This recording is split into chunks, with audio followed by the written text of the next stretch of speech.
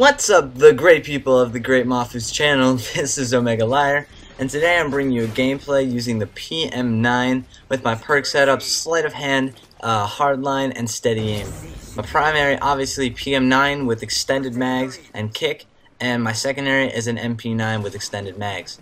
And aside from having a similar name, similar looks, not so similar fire rates, but for the most part they're kind of similar.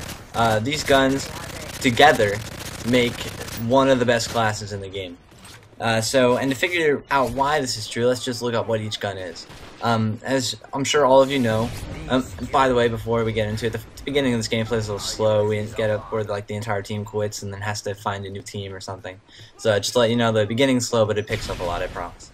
Now, the PM9 is, I mentioned this a lot on my channel, it's one of my favorite guns, and it fires 1,090 rounds per minute. And with rapid fire that goes up, and I usually use rapid fire on maps like Hard Hat and Dome, but if you're playing a medium-sized map, you want a gun with a medium range. And I think the PM9 with kick has just the right amount of recoil for medium shots, and giving it extended mags sort of copes with its extremely high fire rate. And it already has 32 bullets, and that gets increased to 48.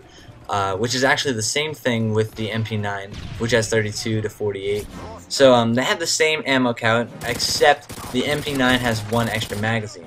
But where I'm trying to go with this is the fact that you can actually use the PM9 at medium range, and you'll see later on, again, not so much happens in the beginning, but later on I do end up getting medium range shots. But obviously where this gun really strides is in close range spraying, and it's one of the best submachine guns from the hip due to its fairly low hip fire recoil and its tight hip fire spread. So for this reason, obviously you want to prepare, and for this reason I use sleight of hand, because the PM9 has a 3-second reload, and this is, well, back on topic.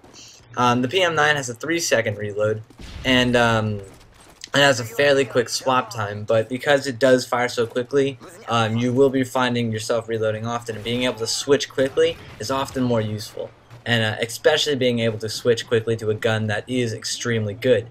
So the PM9, being a sprayer's paradise, is complemented perfectly by the MP9, which is a 100% precision weapon. Yes, it has a pretty quick fire rate, but what the MP9 has is a lot of bullets, a good range, 3 to 5, that's 3 at close range to kill, 5 at max range to kill, and it's got fairly low recoil, and it's a 4-shot kill. And a 4-shot kill might not sound very good, but when you have a gun with such little recoil that has the mobility of a submachine gun, it actually is quite good, and I think I had equal amount of kills with the MP9 in this game as I do with the PM9. So having a sprayer's paradise and a precision weapon basically makes you extremely versatile.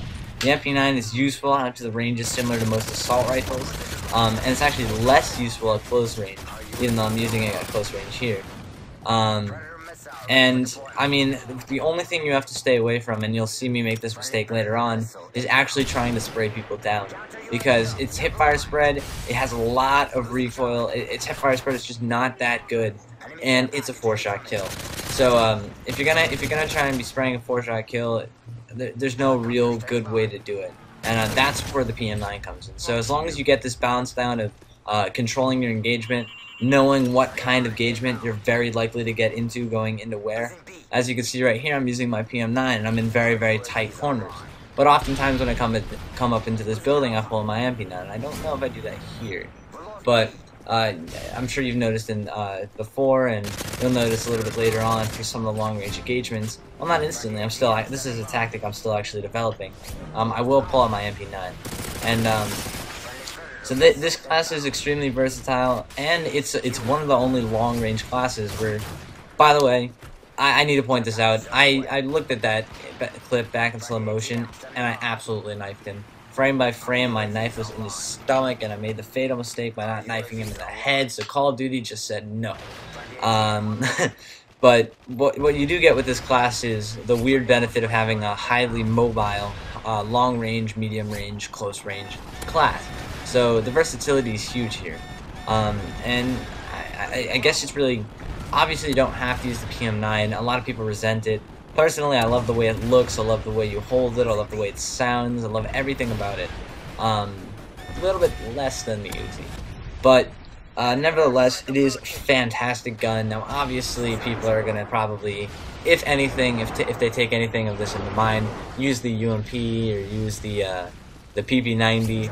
But I promise you, the PM9 will not let you down. It's a very, very effective weapon when used properly.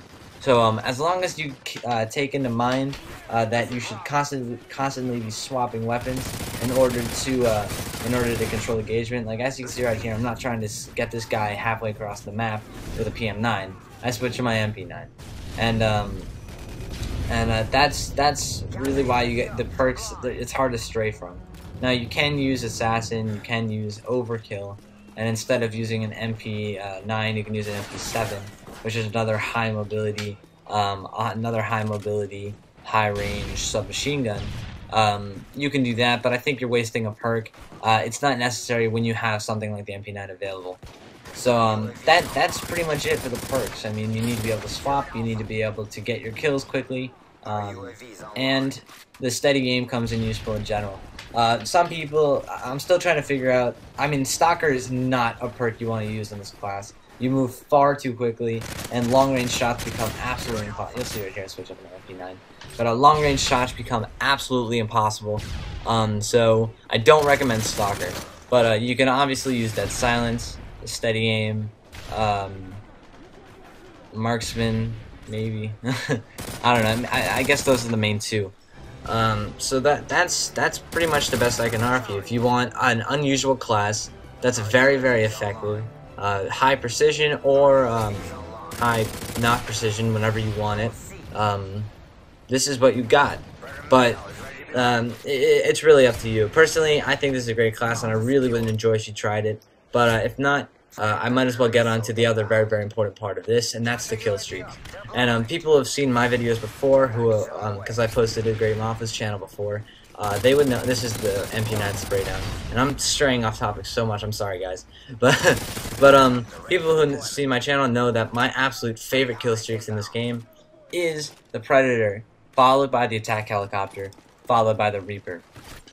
And when you're using a class like this, which is all about rushing, versatile rushing, using these kill streaks is not essential, but extremely vital and very, very useful. Because you will find yourself picking up 4 kill streaks all the time.